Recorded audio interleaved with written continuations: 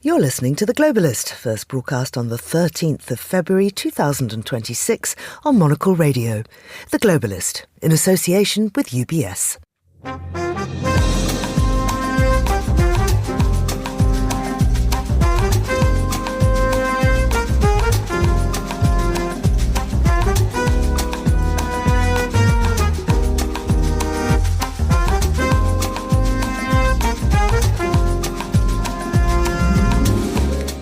This is The Globalist, broadcasting to you live from Midori House in London. I'm Georgina Godwin. On the show ahead... Hey, they have to take care of the whole world. This is the United States. NATO is very important, but there's also the Western Hemisphere. There's also the Indo-Pacific. I totally accept it, agree with it. NATO head Mark Rutte justifying why the US Secretary of War, Pete Hegseth, failed to attend the alliance's defence ministers' meeting in Brussels. We'll hear what was discussed and we'll check in with our team at the Munich Security Conference too. Mediation appears to be becoming a crowded field. We'll examine the jostling for position amongst Middle Eastern nations when it comes to negotiating peace in the region. We'll cross to our Paris studio to look at the newspaper front pages, and then a desperate geriatric dictator tries to change the constitution to cling on to power. Sounds familiar? It's Groundhog Day in Zimbabwe. Andrew Muller has had a busy week and he shares what he's learned. Plus, it isn't just the prize for new writers, but we of course want to celebrate those women who are entering the fray of non-fiction. That's Thangnan Debonair, one of the judges of the Women's Prize for Non-Fiction, as the long list for the prestigious award is announced. And finally, we'll be in Milan for the latest from the Olympic Winter Games. That's all ahead here on The Globalist, live from London.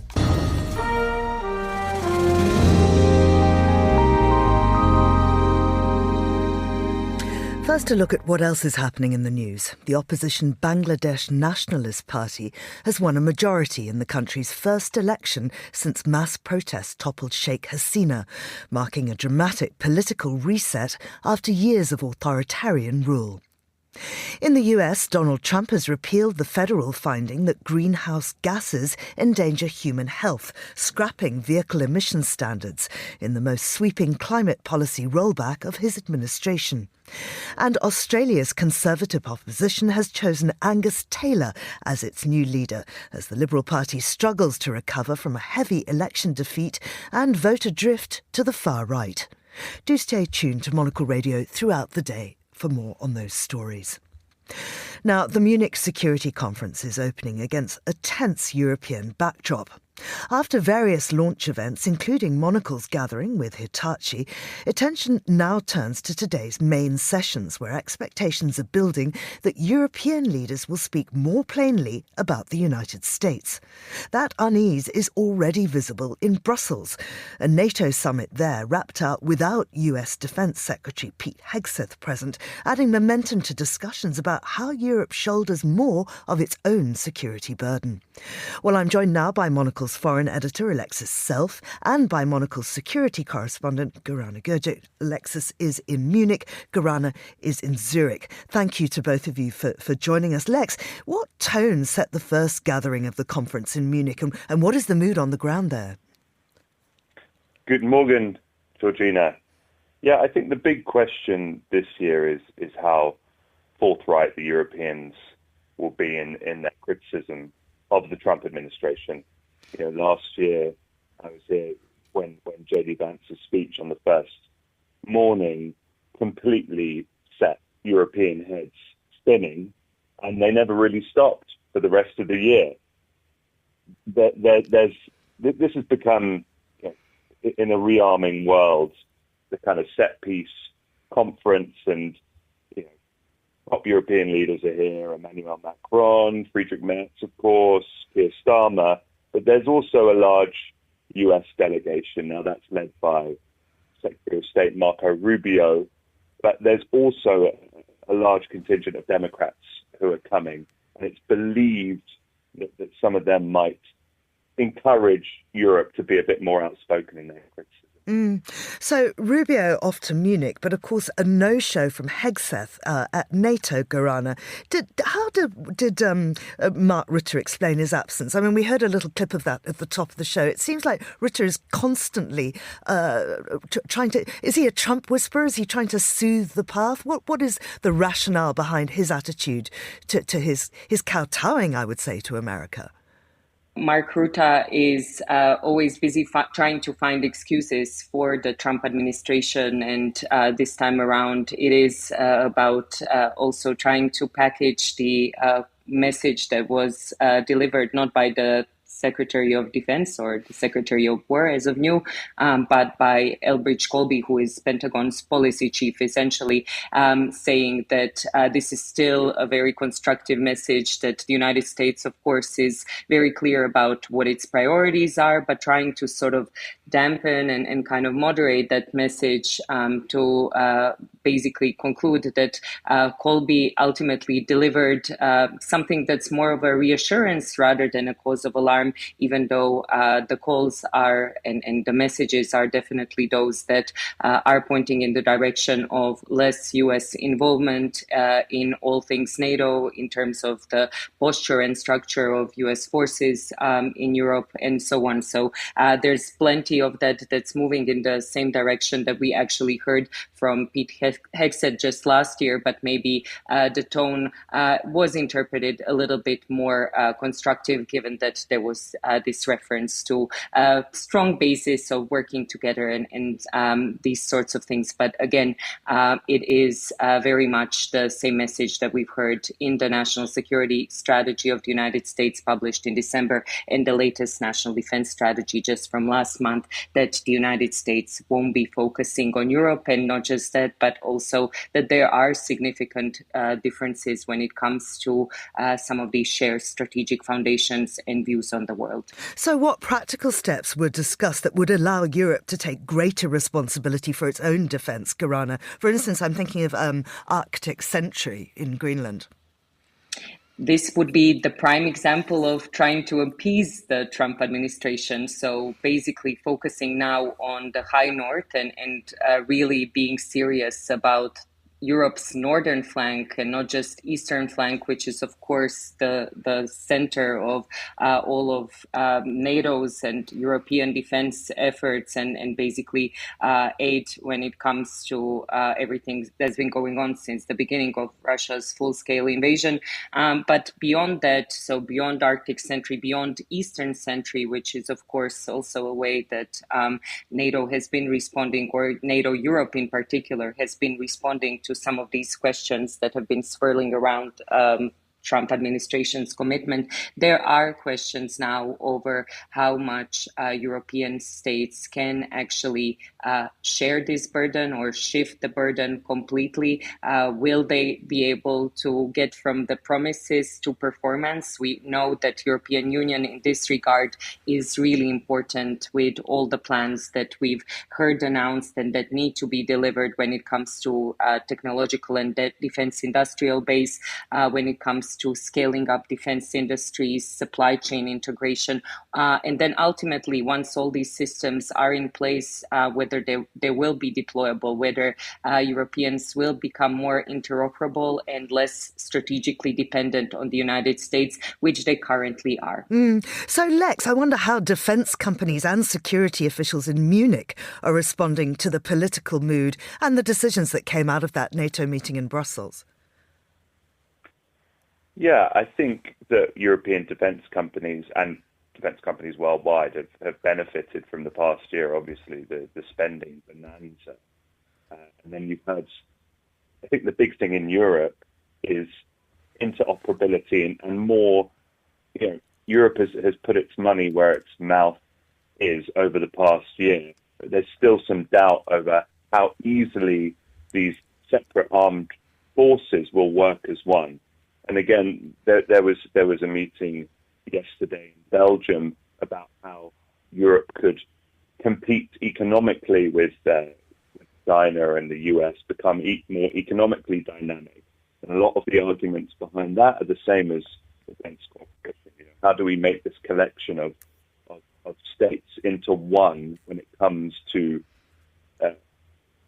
in this case, market competitiveness, but also with defence. So I think that there'll be lots of conversations about that. And yeah, it will take a while for that spending to translate into proper hard power. But I think 12 months on, and as I said at the beginning, after 12 months of kind of, trying to work out how to approach both the Trump administration and this new world order, I think the mood, at least, and from my conversations, is that Europeans will be a bit more forthright, and that will reflect a kind of newfound confidence in their ability to perhaps throw their weight around a bit more. Lex, finally, before we go, if you could just give us a quick idea of what we can expect from the Monocle team on the ground in Munich. I know you've already had an event with Hitachi. What else is planned?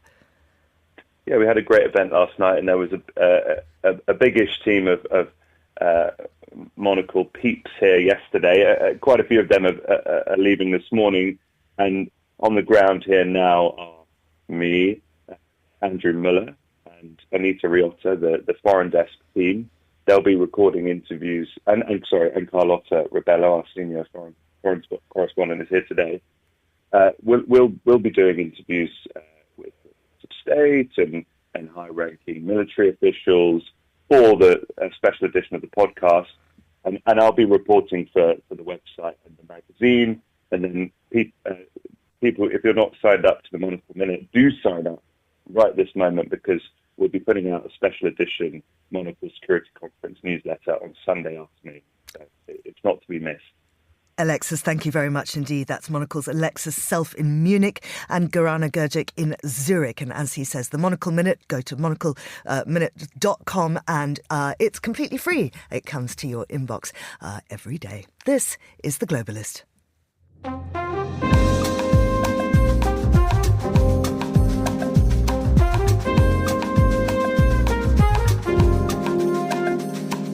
2:12 a.m. in Washington, D.C., 7:12 here in London. Now, Washington and Tehran are talking, but there is a quiet tussle over who gets to sit in the middle.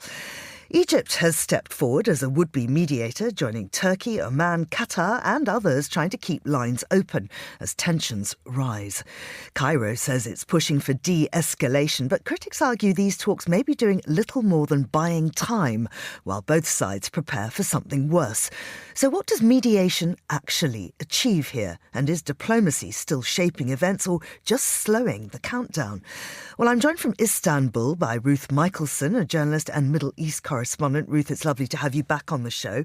Why has Egypt decided now is the moment to put itself forward as a mediator between the US and Iran? Well, I think Egypt has played a role in these negotiations because we've seen it play a role, an increasingly assertive role on negotiations in the kind of post-October the 7th world. It's a key mediator when it comes to Gaza.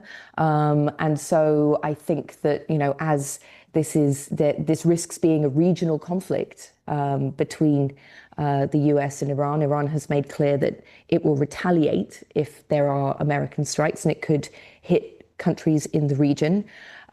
We've seen those countries increasingly step up and try and mediate to avert that kind of military action. Egypt is one. Qatar has been another. The Qataris have expressed deep concerns for a long time about anything happening in Iran because they fear that they could be hit again as they were last year. The Iranians hit the Al Udeid military base, an American military base in Qatar.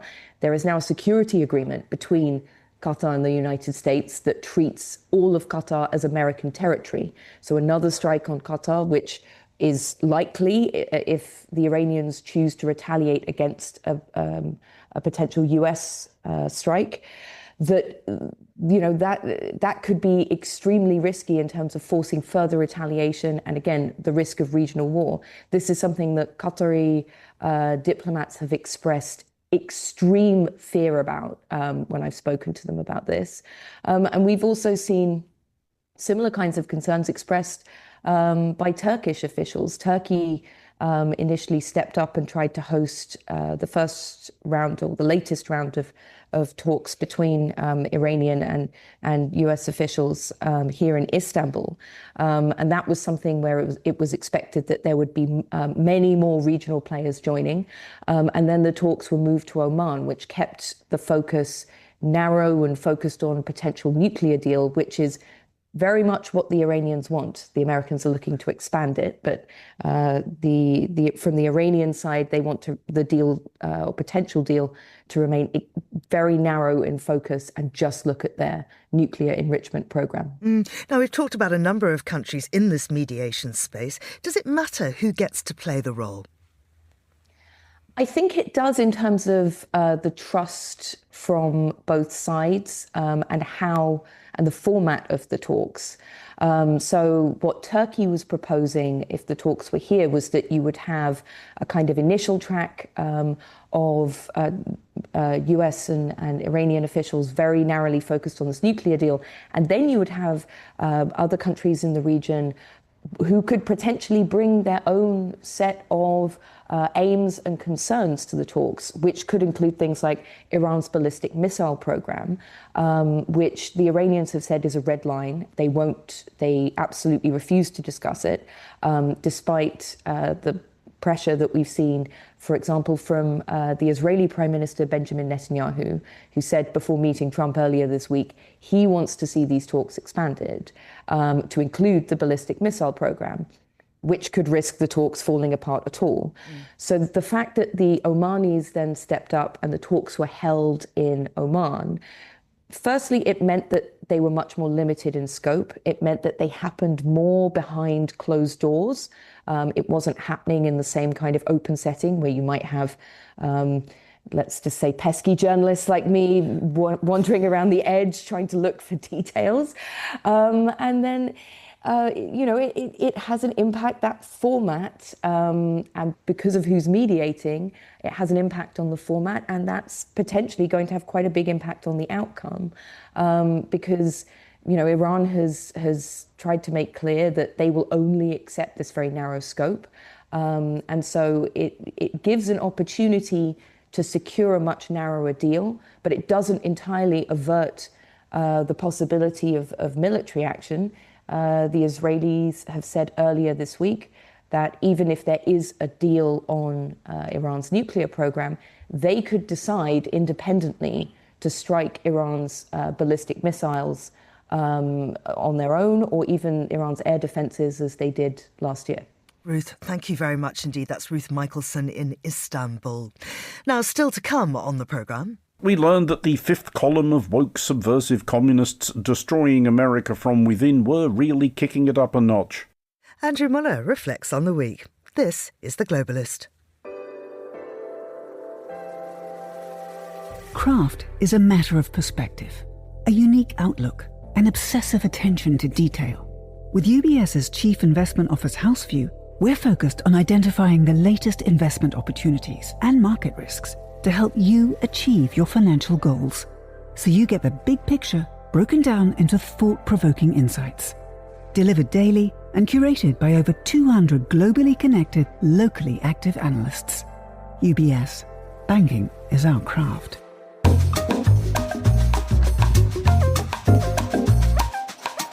7:19 here in London, that's 8:19 in Paris. And joining me from our Paris studios now is Alexandra Kushner, who's a journalist and a political analyst, and he's here to have a look through the newspapers.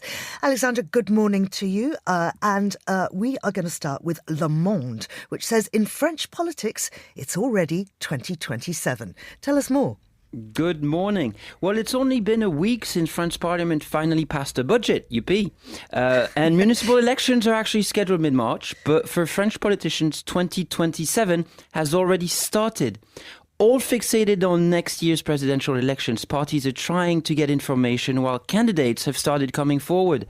7 have already officially announced their candidacy, and at least 6 other bigger candidates are expected to do so by April. It seems like each week brings a new one. Last week it was Socialist MP Jérôme Guedj who pledged to protect the welfare state. Yesterday it was Conservative leader Bruno Retailleau who plans to, and I quote, put an end to what he calls the excess of the rule of law. That should set the tone.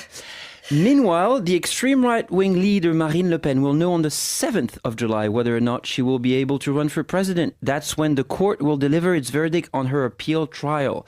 Last year, she was found guilty of using 4.1 million euros of EU Parliament funds to employ party staffers in France. She was banned from standing for office for 5 years, and should the court uphold that sentence, she will have to pass the torch to 30-year-old Jordan Bardella. So a year before the election, France already has a flurry of candidates, judicial controversies. So the only thing missing, probably, is a credible platform, a perspective on the future of the country, and maybe, just maybe, solutions to actual problems. Because after 3 years of a hung parliament in which politicians failed to adapt and craft a modern parliamentary system, political parties are going back to their presidential fixation, this idea that every 5 years, a providential candidate will change the country's fate through a sheer genius and determination. For a country so proud of having beheaded kings, France sure seems to be looking for one. Absolutely, absolutely. Well, that election is a year away, but in fact, there's only a month to go for the Paris mayoral election. Tell us more. Yes, after 12 years under socialist Anne Hidalgo, Paris will have a new mayor this year. Parisians are not very enthusiastic about this election, mostly because it is so French politic 2026. It's messy, it's unclear, it's undecided. You have to imagine that there are now five contestants who could get to the second round. And going from left to right, you have the far left Insoumis, who are hell-bent on actually just tackling the sort of centrist left Socialist Party, who's ahead because the incumbent for the Socialist Party used to be Anne Hidalgo's right-hand man. Problem, Anne Hidalgo decided she hates him. So she's doing pretty much everything she can to make sure he doesn't get elected. Now, moving on to the right, you have the current cultural minister, Rachida Dati, who should be, because she's a member of government, she should be supported by the members of that government. Problem, the parties of that government are not supporting her. So she has a right-wing candidate as well by the name of Pierre-Yves Bournazel, who basically nobody knows.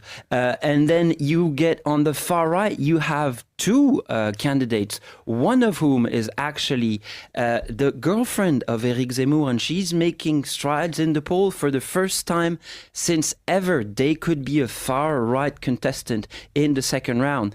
What we know so far is pretty much nothing. I've told you there are 5 main candidates, 5 of which could actually get to the second round, meaning since you don't get to directly vote for your mayor, this could be decided in a third round. I'm a political analyst and I'm already getting tired. So there's no person that seems particularly ahead in these polls running up to it? So far, the one who's ahead is the socialist participant. His name is Emmanuel Grégoire, and he's credited with 33% in the first round. The problem is that if these 5 candidates actually get to the second round, there's no way and there's no reason why voters would actually change their vote between the 2 rounds, meaning you could get a second round that is as undecided as the first one. Yeah. Alexandra, how old are you and do you have children? I am turning 40 in actually 3 weeks, and I do not have children, meaning I won't be getting that weird mail from the government. Tell us about this very strange communication. Well, like all countries, France is facing a sharp demographic decline. The French live longer and they have children later, and quite few of them. There are now 1.56 children per woman in France. That's the lowest since 1918. And according to l'INSEE, the National Statistics Institute, in 2025, there were 6,000 more deaths than births in France. This, of course, has a profound impact on the economy and the welfare state. Should that decline continue, France could no longer sustain its pension system. But don't worry, the government has a plan and a solution, and that's a postcard. Earlier this week, the health minister announced that all 29 years old in the country, both men and women, will receive a letter to raise awareness on ways to tackle infertility problems and to give them information on sexual and reproductive health. It will also encourage them to have children or freeze their eggs, because in France, Social Security covers the cost of freezing eggs for women between 29 and 37. The letter that will be sent in the beginning of the summer is part of a 16-point plan to tackle France's declining birth rate. And one would hope that the rest of the plan addresses issues of housing costs, economic prosperity, the imbalance of a system that profits pensioners, or, any actions towards a more sustainable future. Because a letter from a government headed by a childless president telling young people to just get on with it might not just do the trick. Well, absolutely. Very short-sighted not to be supporting young adults as they try and reproduce with housing, etc. I'm sure there are plans in the works, but that postcard seems a strange way to start the effort. Let us now look at space. There'll be a French woman in space later today. Yes, today Sophie Adenau is joining the ISS. 30 years after Claudie Aigneret, there will be a new French woman in space. I know we tend to get, not so awed about the fact that there are actually people who will now be sitting on top of a gigantic missile to actually inhabit a tin can orbiting the Earth, but it is still quite the feat. And it's also very fitting because today is the International Day for Women in Science. So best of luck to Sophie Adenau in her stay in space. She's 8 months aboard the International Space Station. Yes, absolutely. And she has a packed schedule of, scientific experiments, maybe patching up the space station and just looking at this, sort of blue ball that we call home. And no doubt that we'll see some superb pictures as she's up there looking down on us. Alexandra, thank you very much indeed. That's Alexandra Kushner, a journalist and political analyst in Paris. You are with The Globalist on Monocle Radio.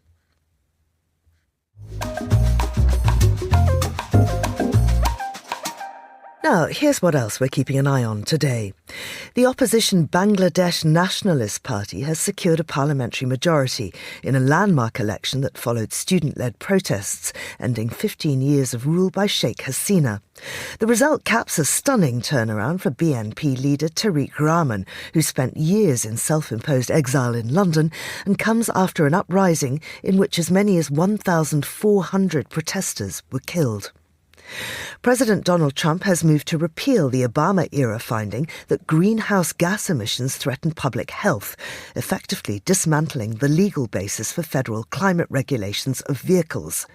The decision, announced alongside Environmental Protection Agency leadership, has triggered immediate legal challenges and a fierce backlash from environmental groups.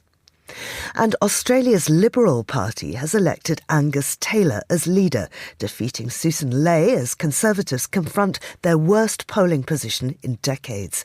Taylor now faces the twin challenge of rebuilding support lost to Labour and stemming voter defections to populist rivals such as Pauline Hanson and her One Nation party.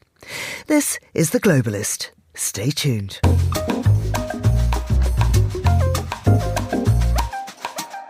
It's time now for Andrew Muller's weekly roundup. What we learned. We learned this week of unhappy tidings for supporters of the 7 National Hockey League teams based in Canada. That's the goal song adopted by the Calgary Flames in the background, i.e. TNT by AC/DC. Just impeccable taste, the Calgary Flames. Big hello to all our listeners in Calgary. Hello! We learned, however, that fans of the Calgary Flames and of the NHL teams in 6 other Canadian jurisdictions may shortly have to find some other means of whiling away the long winter evenings. For we learned that the People's Republic of China is planning to, somehow unclear on the details as of this recording, abolish ice hockey in Canada, and along with it, again not sure how this is going to work exactly, do away with the Stanley Cup, so also leaving the remaining American NHL teams with nothing to play for. And we learned this from... Oh no. Oh yes. We learned that in the course of a characteristically coherent social media post about a bridge or whatever, US President Donald Trump had relayed China's alleged threat to abolish hockey, which we learned when we went into it a bit was actually an update of a previous meditation on this subject, specifically.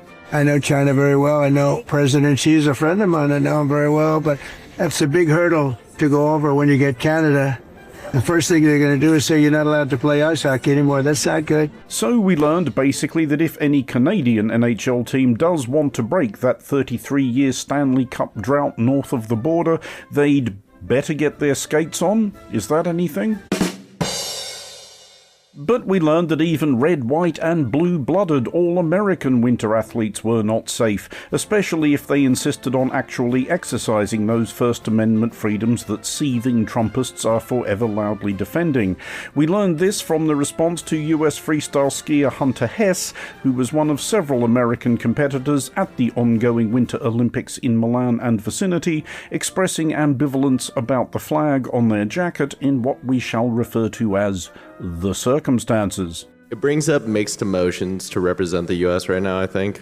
It's a little hard. There's obviously a lot going on that I'm not the biggest fan of, and I think a lot of people aren't. Just because I'm wearing the flag doesn't mean I represent everything that's going on in the U.S. And we learned that we would not need to wait long to hear from the circumstances. The president also called Hess, quote, a real loser, and said it's, quote, very hard to root for someone like this.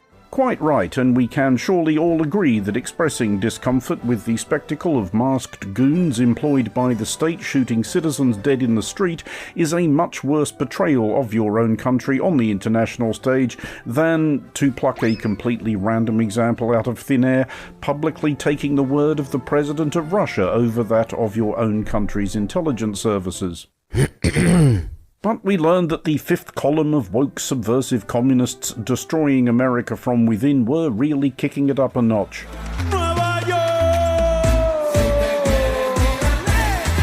We learned that this, i.e. Bad Bunny's halftime show at the Super Bowl, which might well have given every appearance of being a witty, joyous and inclusive celebration of Puerto Rico, which could surely be enjoyed as a spectacle even by those who find Bad Bunny's actual music, if we're honest, somewhat earache-inducing.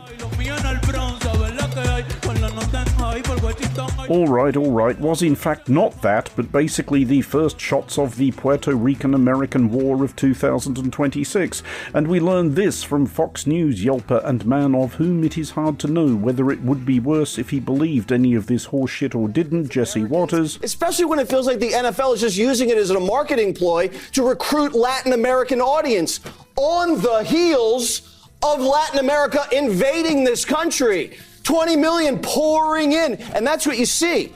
You see all these foreigners speaking a foreign language with foreign flags marching into the camera like a caravan. Too soon. Who we learned was righteously aghast at any suggestion whatsoever of Hispanic influence manifesting in a game played in Santa Clara, which is not far from San Francisco. But we learned that Waters was not the only American conservative absolutely morbidly determined that Bad Bunny's performance was basically Pearl Harbor, but with people dressed as trees instead of flying torpedo bombers. We learned that several Republican congressfolk, among them Mark Alford of Missouri's 4th District, believed that the matter required urgent investigation. We have a lot of questions for the entities that broadcast this, and we'll be talking with Brendan Carr from the SEC about this. But this could be much worse than the Janet Jackson wardrobe malfunction. Let's put it that way. To underpin the gravity of this situation, we repeat, much worse than the Janet Jackson wardrobe malfunction.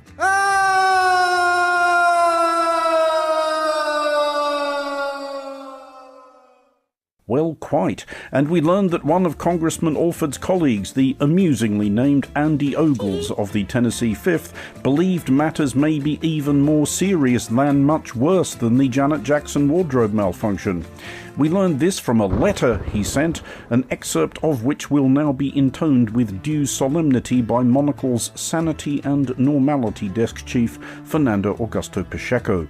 Children were forced to endure explicit displays of gay sexual acts, women gyrating provocatively, and Bad Bunny shamelessly grabbing his crotch while dry humping the air.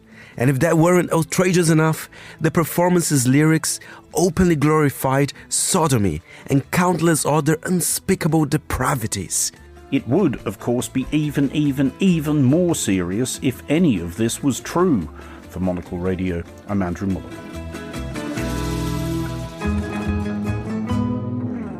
Thank you, Andrew. This is The Globalist on Monocle Radio.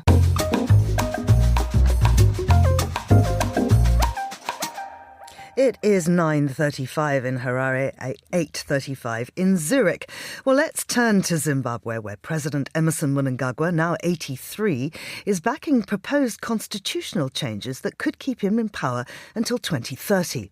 Mnangagwa, who came to office after the 2017 coup that removed Robert Mugabe, is due to finish his second term in 2028 after two disputed elections.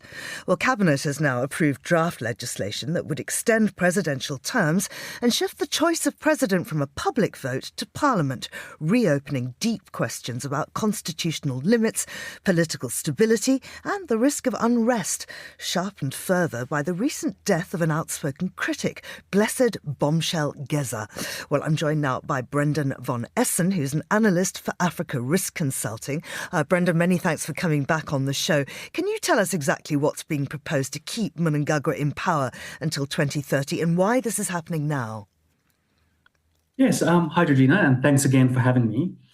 So I suppose in a nutshell, the Cabinet has approved a draft legislation which will extend the president terms from 5 years to 2 years. It will insist that the president gets elected by Parliament instead of as a direct popular vote. And even more notably, the president will appoint 10 new senators, bringing the total of the Senate to 90 senators.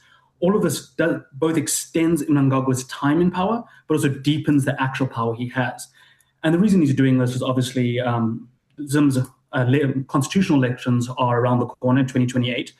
And I think both Mnangagwa wants to take more time to entrench his power over ZANU-PF itself and within the country of Zimbabwe, which was challenged by Blessed Geza's criticism last year, as well as he does not want to step down. He's coming to the end of his constitutional two-term limit. And so this will both allow him to extend his term by 2 years to 2030, which in many ways, I would argue, gives him thus more time for them to push in either further constitutional changes, either removing term limits or enabling ZANU-PF to then make a later argument saying that, oh no, now that we've made a new constitution, the rules have reset and you can now run for 2 more terms. I think this is just part of a standard play by autocrats to just extend their time in power. I mean, we saw this with Mugabe. He was in power from 1980 onwards, but then the people had a referendum and they said that actually that they voted for presidential term limits. So how is the ruling party able to just overturn that? Well, I think at its fundamental core, it's that ZANU-PF has been very effective at undermining the rule of law and the legitimacy of elections in Zimbabwe as a whole. But as a whole, yes, legally, it's a lot of observers do believe that to do this under a true constitutional change would require a referendum. ZANU-PF may put this to a referendum, in which case I doubt that'll be free and fair, but there's a stronger chance that they will probably just use their control over both the legislature and their heavy influence over the judiciary just to force this through. And right now, I do not believe that the opposition or internal strength in Zimbabwe is able to push back and prevent this from happening. And also, quite simply, Zimbabwe gets most of its external scrutiny during election periods. So this probably won't bring as much foreign criticism, foreign scrutiny to Zim right now, especially given the rest of global geopolitics at the present. And this will delay a point of heavy scrutiny that comes with elections by at least 2 more years. And I wonder then, I mean, if we're not going to have the African Union coming down on Zimbabwe or indeed further blanket sanctions, what might it mean for investment and the economy, given, of course, that there isn't a great deal of outside investment in the country, apart from China, which really doesn't care about the democratic side of things? I think that actually sums it up perfectly. I think fundamentally it won't make much of a difference that investors that were skittish about ZANU-PF's autocratic tendencies and are worried about sanctions and image problems and reputational damage are already no longer in Zim. The investors that are in Zimbabwe have already made peace with that, or simply never cared about that. So what you will probably see is that this will just lead to Zimbabwe taking a further pivot towards China, even Russia, and just general investors that may not care. I'll be more interested to see how they engage with the US if this happens during the ongoing Trump administration, where Zimbabwe may be able to pivot its access to critical minerals and its deep supplies of lithium and copper to maybe actually see if the US stands by its previous stance of being opposed to these kind of movements and machinations in Zimbabwe, or if it will actually just prioritize access to minerals in the very kind of transactional approach that the US has adopted in the last year. Just two quick things. One, this death of the prominent critic, Blessed Geza, known as Bombshell. Is that politically significant? I think so. I suppose he was quite new, and he was a senior ZANU-PF figure who came out and criticized Mnangagwa, and that was significant last year. That it was, in many ways, the call came from within the house, and he said, this was a bad idea, we've messed up. And I think that really resonated with Zimbabweans, and they thought there was a moment that you could see a factional push against Mnangagwa and change within ZANU-PF. So I think in many ways his death does rob an emerging opposition voice, and one that may have been able to have some traction within ZANU-PF and ZANU-PF voters. And I think it just leaves the Zimbabwe opposition, or Zimbabwe, in, again, a place where there is not a very strong and effective voice against the government right now. Yeah. I mean, previously when the government has tried to enact sweeping changes, we have seen mass movements. We've seen protests and people take to the streets, but it has been met with heavy resistance from the military. Might we expect similar now? I think there is a strong chance of that. The possibility of that is slightly weakened given the divided nature of the opposition at present, but there is still a strong push from civil society and average Zimbabweans, particularly in urban areas, against these actions. But as you've seen in the past, that we will see unrest, we'll probably see a very strong state response against it. But I think ZANU-PF now prices that into their actions. I don't think any unrest will be viewed by the ruling party as concern and reason to change course, but rather as following the same cycle of they act, the public opposition opposes, state crushes down, and the state pushes forth with its intentions all along. So, Brendan, just given that the powers that be, ZANU-PF, know that this is going to make them even more of an international pariah, that it's going to upset the people, why do it? I think, in reality, it is just to ensure power. That, like, at its core, I think ZANU-PF is aware that as Zimbabwe's economy has continued to struggle and they've gone from new currency to new currency with little effect, they are losing popularity, and this is a way to stay in power. I think we're at a point right now where the regime and the party's fundamental driving aim is its own survival and not necessarily the success of the country as a whole. And these changes do take steps to not just preserving Mnangagwa's power, but expanding ZANU-PF and entering ZANU-PF's power. I mean, fundamentally, the push for the president elected by parliament will enable ZANU-PF to use its advantage in rural Zimbabwe, where it can definitely get a majority in a lot of constituencies and maintain its parliamentary majority, to counter any possibility, the possibility of an emerging charismatic opposition leader that could then potentially win the presidential vote. Because historically, that is where Zimbabwe has been at its weak. The ZANU-PF has been its weakest, has been the presidential election, not the parliamentary election. So this is really, to my mind, just ZANU-PF acting to preserve its own power and its own future. But there is no sign of a charismatic opposition leader. Not at present, no. But I think they are looking at the past, where you did had Morgan Tsvangirai for a while, and briefly Nelson Chamisa emerged around in the 2017-2018 election, and obviously now he's fallen by the wayside. And then there was a brief moment of Blessed Geza. So I do think that they've successfully crushed an effective organized opposition political party, but there's always the possibility of a charismatic individual that could challenge a presidential election, which are that a first past the post presidential system is a lot more unpredictable than having a controlled parliamentary vote. Well, we can only hope. Brendan, thank you very much indeed. That's Brendan van Essen there, analyst for Africa Risk Consulting. This is Monocle Radio. IQ, EQ, and AI. 3 components key to the craft of innovation at UBS. Because to stay ahead in a rapidly evolving age, you need a partner with decades of experience. endless passion for the work and a finger on the pulse of leading technologies, bridging human expertise with artificial intelligence, all to elevate you. UBS, banking is our craft.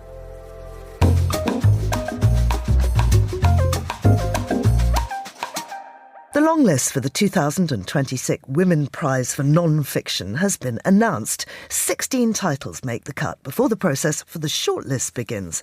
Well, joining me today is the chair of the non-fiction judging panel, and that's Thangam Debonair, a cultural strategist and politician. Thangam, many thanks for coming on to speak to us. We can't see you, but I know you've got brilliant lipstick on. It's important. I wonder if you could tell us about the overall process of whittling down to the long list. How long did it take you to read the books that were entered for the prize? Well, thank you so much for having me on. And yes, my lipstick is absolutely on point, but much more important than that is the books, the writers and my fellow judges. We have a brilliant judging panel, I think. We've worked really, really well together. We've compared notes. We have been very thoughtful and thorough in our deliberations. And we had a meeting to discuss whittling down from quite a long list to this 16. We had very strict instructions from the wonderful Women's Prize staff. There is no alternative. You get to 16 today. And they didn't have to lock the door and make us stay in. We took very considered decisions. So the first thing I'd like to say is thank you so much to my fellow judges, Nina, Roma, Nicola and Nicola, who are all incredible readers, incredible writers and very thoughtful judges. Do give us an overview of the long list. It's very exciting. Well, we've got a real mixture of books here. We've got books that are about artists. We've got books that are about art. We have books that are memoir, but also memoir that covers historical events. We have books that are about history. We have a really wide range of books for you to read and enjoy. Some of them are thoughtful and reflective about a particular person's experience. Others are very much third person. So as an example, we have the book Hotel Exile by Jane Roygoyska. Forgive me, Jane, if I haven't quite pronounced your name right. I'm slightly nervous because your book, like all the other 15, is wonderful. And Hotel Exile takes a particular hotel as the vehicle through which to explore the experience of Jewish refugees in France during the Second World War. And that means that she's taking a new approach to a subject which has been written about before, but does it in a really interesting and compelling way. So it grabs you. We have Mother Mary Comes to Me by the author Arundhati Roy. It is memoir, but it is also a memoir in which she uses that route to reflect on the social times of India throughout the course of her life. And that's incredibly interesting. So you can read it as a sort of a clue to one of her novels, or you can read it as an expression of what it's like to be a young woman in India trying to follow your own path through that period of history. We have a book about Augustus and Gwen John, which what I love about that book is that it is about a woman artist, but not just because she's a woman artist. She's a great artist, Gwen John. And by positioning it as a book about Gwen and Augustus, both great artists, she's also able to study the really interesting subject of sibling rivalry. So that's just 3, but they're all absolutely brilliant. Talk to me a little bit about the wonderful Barbara Demick. Oh, Bamboo Grove. Yes. Now, she has done a really thoughtful job here of exploring the really painful, but I'm afraid widespread topic of forced adoption of children from babies from China. And she does this by looking at the story of a pair of twins who were separated when they were babies. And again, she uses this device both to explore the topic, but also to explore the times of India, of China, with the times that people were living in China. And that's a really interesting way in to a really big topic, which is what's it been like to live in China over the last 50 years? So I can really, obviously, I'm going to recommend all of them. Of course. It's a really beautiful book. It's painful, and quite a few of the books on our list do evoke emotions of pain, of sorrow, of grief, but also of joy. There are moments of joy even in the story. I won't give you a plot spoiler of what happens with these twins, but it is a really, really interesting story, thoughtful, and also at moments great joy. Now, of course, Demek has formed. She's a long-established prize-winning author, but there is a mix of new and established writers on the long list. How important is it for the Women's Prize to champion this mix of talent? It is important to champion a mix of talent because it isn't just the prize for new writers, but we, of course, want to celebrate those women who are entering the fray of nonfiction. But we have some excellent writing, for instance, The Finest Hotel, the book by Lise Doucette. She's a very experienced writer and journalist and reporter. I mean, I think she's on air pretty much as I speak to you. And she is experienced, but also alongside her in the long list are some books by writers that perhaps people won't have heard of, but who've written books of equal stature, equal depth, and very, very high caliber writing. So we did look at the group of books as a whole, but that didn't mean sort of horse trading of, right, we've got 2 books by more established writers, let's have 2 by new writers. But we did look at what it looked like as a representation of the very many books that we'd read overall. And we were pleased that we'd got this mixture of long established writers and newer writers, and people taking on very new subjects with people taking a new slant on an existing well-explored subject. And finally, what role does the Women's Prize Trust play in supporting women's voices in publishing more broadly? When people have said to me, do we really still need a Women's Prize? Do we even need a Women's Prize for non-fiction? Because that's been quite a new one. We're only in the early years of that. It matters because you go into any bookshop and count how many, in the non-fiction shelves, count how many books there are by women. It's better than it was. And I put that down in no small part to the presence of the Women's Prize for Non-Fiction, which is a way of monitoring what's out there and saying, guys, and it often is guys who are making these decisions, but not always, of course. People, look at what's on your shelves. Publishers, look at what's on your lists. Think about whose voices are not getting through. You don't need to be tokenistic about this. There are some amazing women writers out there, some amazing women historians, critics, journalists who can tell a fantastic tale that is also very well researched. And it's a way of saying you don't have to be tokenistic, actually, but you do have to make an effort. You do have to notice if your shelves are dominated by male writers, what is that about? And is it just that you're going for old familiar faces and not newer voices? Or is it perhaps that you haven't taken enough care in noticing just how many amazing women writers there are in both fiction and non-fiction who are doing writing in so many different genres? I can't speak for my colleagues on the judges panel for fiction, but I hear tales that they are also going to be announcing an amazing long list. But I don't know what's on it.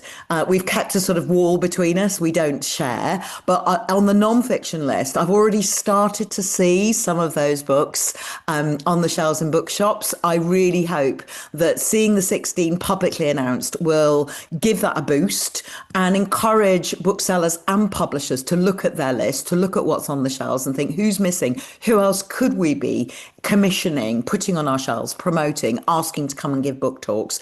Yes, the 16 on our long list, we think they're amazing, but there are other fantastic women writers of non-fiction that it was a struggle not to include, frankly. It's been an amazing year for women's writing in non-fiction. Thangam Debonair, thank you so much. Thangam is the chair for the non-fiction judging panel at the 2026 Women's Prize. The shortlist will be announced on the 25th of March and the winner announcement on the 11th of June.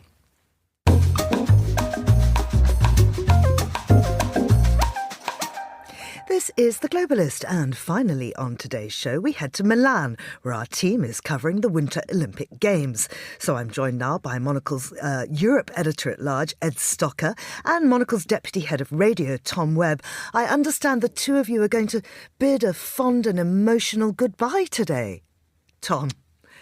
I'm actually going to stay. We're saying farewell to Ed, and as part of your daily weather report, we've got quite a show out the window of the 47th floor. We can finally see the mountains. The low-level cloud that's been hanging over the Olympic Games here in Milan has finally lifted. So goodbye to you, Ed. Yeah, I feel like, this is definitely a message from up above, I feel. Something's just, it's a message somewhere there. But it is picking up on what Tom said, it is quite incredible. It's been quite grey and drab. We've been quite jealous of the everyone being in Cortina and other mountainous locations as we've been here. But today, you get reminded about Milan being a mountain city, essentially. When you're down at sea level in this city, you can forget, but up on the 47th floor, we can see just how near the mountains we are, and we can see the full, panoply of snow-dusted mountains today. It's incredible. Now, taking us down to street level, with a local, I've been dying to ask you this, Ed. How has the games transformed the city? Because for me, I'm experiencing it as a visitor, and it just feels so electric. It is amazing, actually. It's quite funny because we were speaking to the CEO of Allianz Italia yesterday. He came up and we had a chat, and he was saying, a few days before, you didn't really know the Olympics was happening because Milan is a very business-focused city. He was saying people say buon lavoro, have a good work sort of thing, instead of saying hello, which is not quite true, but I get what he means. People are very focused on that. And then something just happened a few days before the games. The mood changed. Suddenly you noticed all these things about the Olympics. And, of course, the fact that there are people from all over the world. This is an increasingly international city. More and more people have moved here from overseas, so it's changing in that respect. It's definitely the most international city in Italy.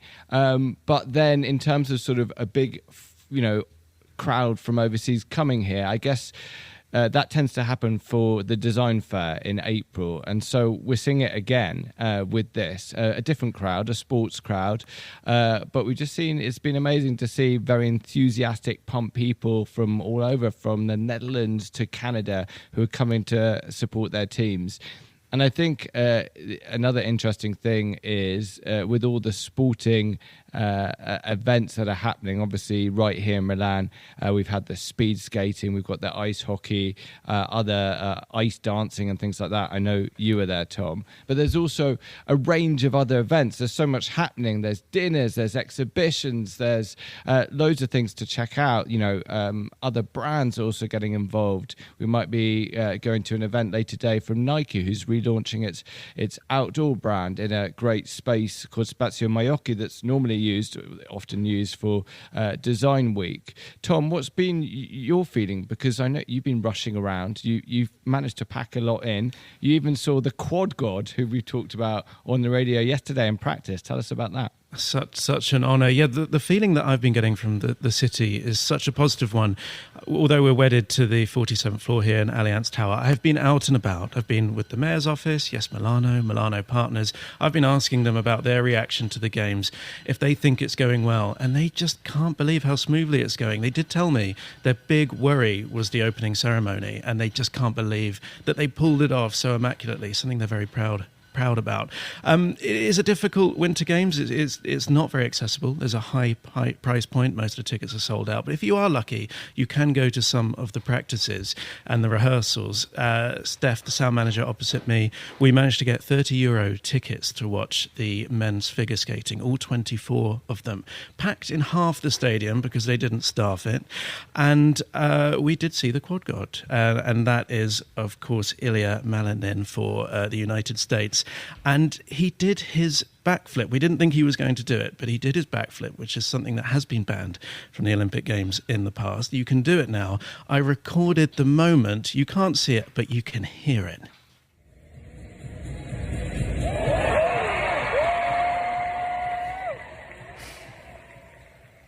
That was obviously a very special moment, and half the stadium did erupt and stand on their feet. And I had goosebumps, and it's those moments that really bring the games to life.